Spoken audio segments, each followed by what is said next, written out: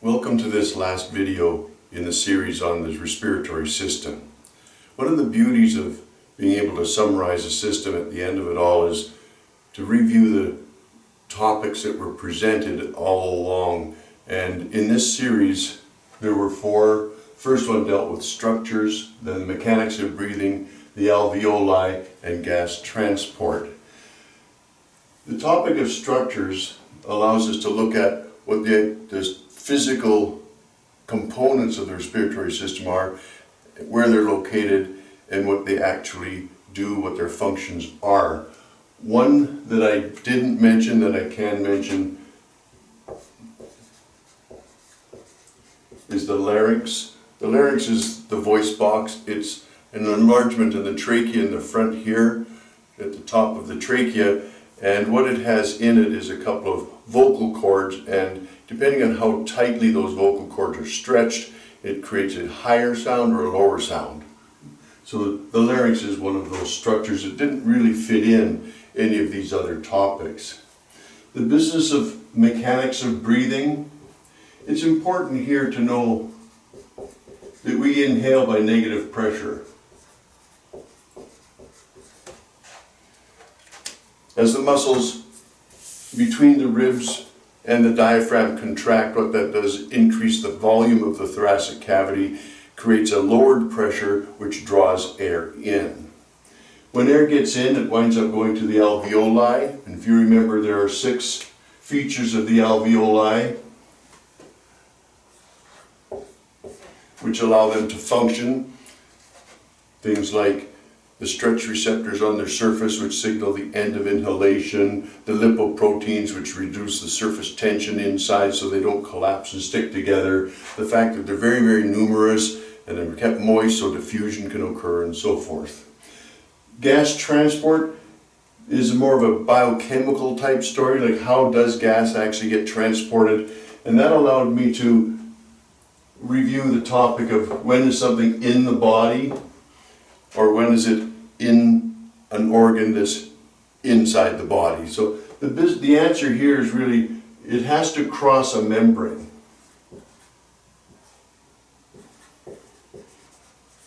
To get into the body. Unless it crosses that membrane, it's only just inside an organ which happens to be passing through the body or deep within the body. So if you look at the alveoli, just go back to the diagram here, the trachea, the bronchi, and of course they branch to bronchioles and so on. This thing's called a bronchiole tree. It's like an upside down tree. The alveoli are these air sacs here. They are continuous with the outside. So air that's inside the alveoli isn't really inside the body, it's just in the alveoli. But when it crosses the membrane and gets into the blood, that's what we call external transport, or external respiration.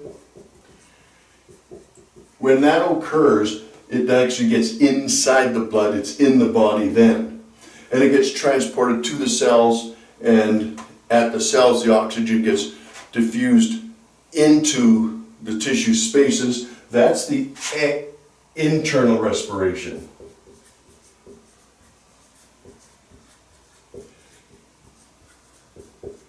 So you have to keep in mind the distinction between these two. External respiration occurs at lungs. This occurs at tissues. And what it is, quite simply, is gas transport into the blood, gas transport out of the blood, and carbon dioxide transport into the blood. One thing I think I would like to do again, though, is this gas transport topic, and look at it in terms of what's going on with external respiration and what's going on with internal respiration. So let me erase this and just give you that bit one more time.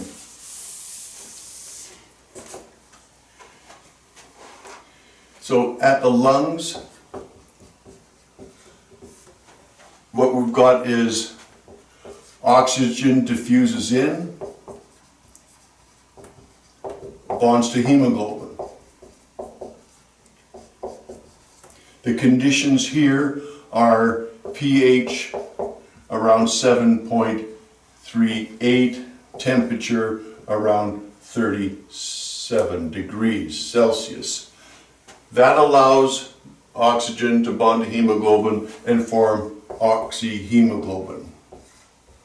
That gets transported to the tissues. I'm going to represent that over here. But I'd like to finish this side first. Something else that happens here, that's the arterial,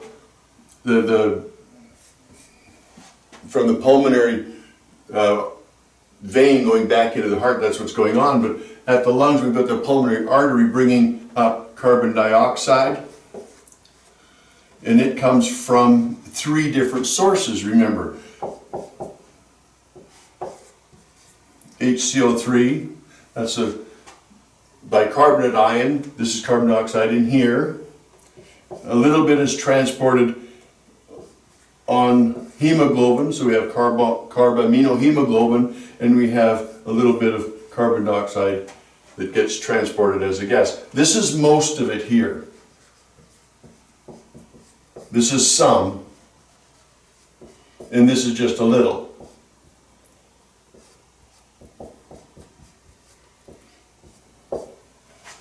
Regardless of how it gets transported back to the blood, it does diffuse out. And that's the conditions here which allows it to do so.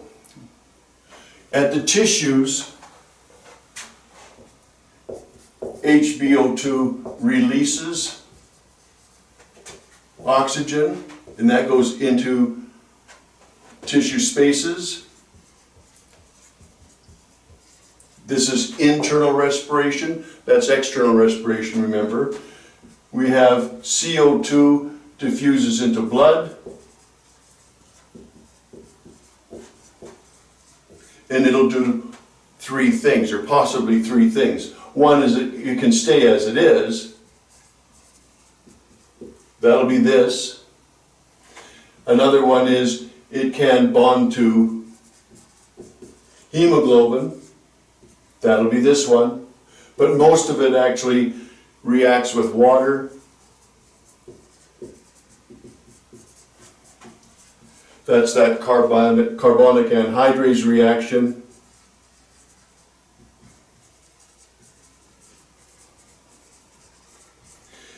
That enzyme that's on the red blood cells. And this reaction occurs, or this is what happens at a pH of about 7.35 and a temperature of around 38 degrees. This is a reversible reaction, remember, because it has to reverse in order to release the carbon dioxide from carbonic acid. So that's sort of a summary of what goes on in the whole system. This is the more complicated topic, and it's one worth remembering. One of the things I like to mention sometimes is NLS, nice little stories. In this system, the nice little stories, well, this is a nice little story. How is carbon dioxide transported in the blood? What the differences between internal and external respiration, the role of carbonic anhydrase as an enzyme. I've erased it now, but how are the alveoli specialized for their structure and their function? The mechanics of breathing, what makes us inhale, what makes us exhale, those kinds of topics. They're all nice little stories. So in all of this, I guess, to wrap it up, what can go wrong with this system? It's such a nice little topic. Well, obviously, if the pH or the temperature are not quite accurate, not quite right, then these reactions don't happen properly. But that's not really a respiratory system problem. That's a circulatory system problem, or a pH problem. It deals with the urinary system. So we're not going to explore that. The things that can go wrong with this system are just the fact that you might not be able to get the air in. I'm sure that we've all heard of COPD.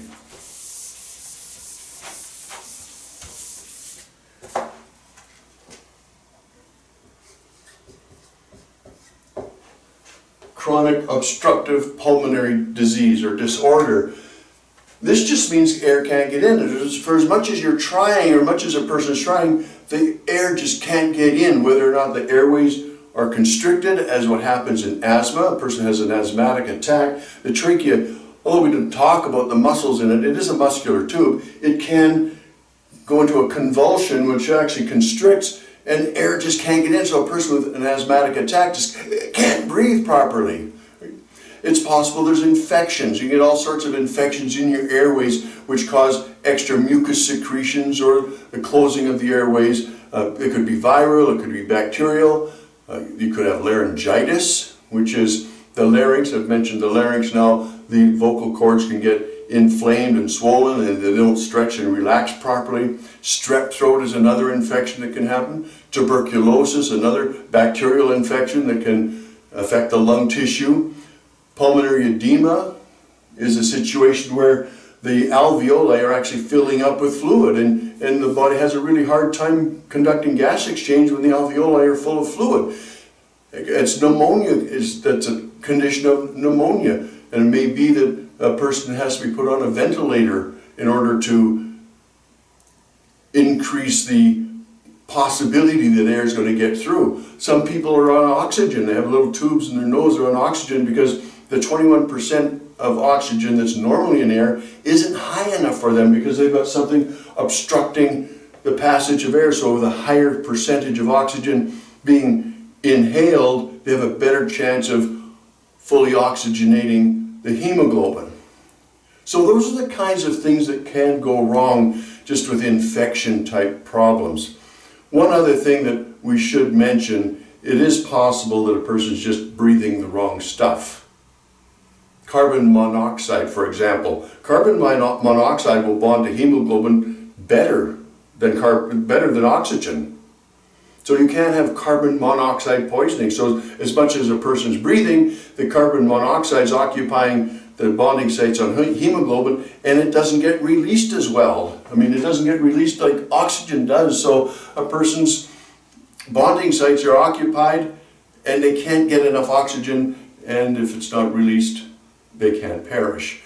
Or there are the people that smoke or vape, and what they're doing is introducing chemicals into their body, and the tars and the chemicals, they cause damage to the cilia. Remember, the cilia are those fine hair-like structures that get the mucus moving. Well, if you damage the cilia, then the mucus won't move and it just gets laden in there, and the chemicals can line the inside of the alveoli and they don't stretch properly, and they coat it with tars, and the tars can actually restrict gas movement. So people who smoke and vape, they're introducing chemicals into their body which can affect their respiratory system and its ability to function. If you'd like to hear more of my videos and be informed of when they are being posted, please subscribe. And when you subscribe, I'll find out about it. I get a little notice, and that encourages me to keep recording these. Thank you very much.